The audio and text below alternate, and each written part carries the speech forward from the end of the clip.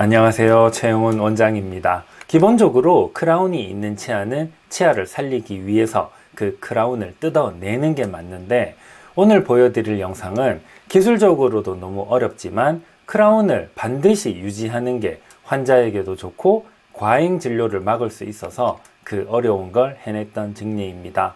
돌이켜보면 치료하다가 심장이 멎을 뻔했다는 점 말씀드리고, 다시는 이런 치아 살리기는 하지 않을 예정입니다. 제가 너무 힘들기 때문입니다. 30대 여자 환자분이 앞니 하나가 썩어서 내원했습니다. 여기 보시면 검게 변해 있는 이 부분이 크라운 안쪽으로 치아가 다 썩고 흡수되어서 없어진 상태입니다.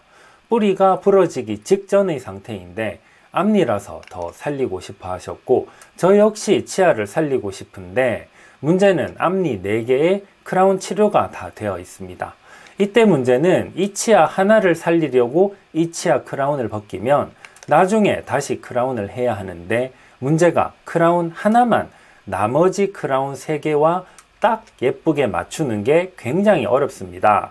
기존 크라운과 똑같은 색상을 맞추기가 굉장히 어렵기 때문에 만약 이 치아를 살리려고 크라운을 벗겨내면 잘못하면 크라운 4개를 다시 해야 하는 문제가 있습니다.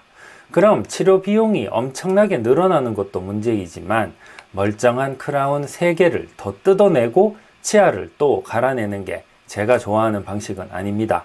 그래서 보철을 유지하는 게 최상의 결과를 얻을 수 있기 때문에 문제 있는 이 치아만 크라운을 유지하면서 재식술 하기로 했습니다. 그런데 이때 문제는 뿌리가 이만큼 썩어 있는 치아를 크라운을 유지한 채로 발치하는 게 정말 어렵습니다. 이 치아가 안 부러지면 그게 이상한 거죠. 만약에 치료 중에 치아가 댕강, 목이 부러져 버리면 치아를 포기해야 하기 때문에 치료 도중에 숨이 멎는 고통의 구간을 지나야 합니다. 자, 이론은 단순합니다. 치아가 부러지지 않게 하려면 치아가 부러지기 직전의 가장 큰 힘을 쓰면 되는데, 그건 치아가 부러져 봐야 이 정도의 힘에서 부러지는구나 알 수 있기 때문입니다. 그때는 이미 늦었죠. 부러졌으니까요. 하여간 굉장히 어렵게 치아를 발치했습니다. 다행히 크라운도 무사히, 치아도 무사히 치아가 잘 나왔습니다. 이게 얼마나 어려운 건지는 치과의사나 치과 관계자라면 아실 텐데, 그분들도 이거 보실 수 있도록 구독과 좋아요 많이 눌러주세요. 자, 발치된 치아는 치료를 할 수 있습니다. 발치한 치아를 못 살리고 포기하는 경우는 없습니다. 구멍난 뿌리 충치를 잘 치료하고 뿌리 끝도 잘 치료해 줍니다. 빠르게 결과 가겠습니다. 8개월이 경과했는데 치조골 재생도 좋고 치아는 상당히 안정적입니다. 치아 내부와 크라운 내부까지 강력한 접착제를 넣었기 때문에 부러지기 전과 비슷할 정도로 치아가 강화됩니다.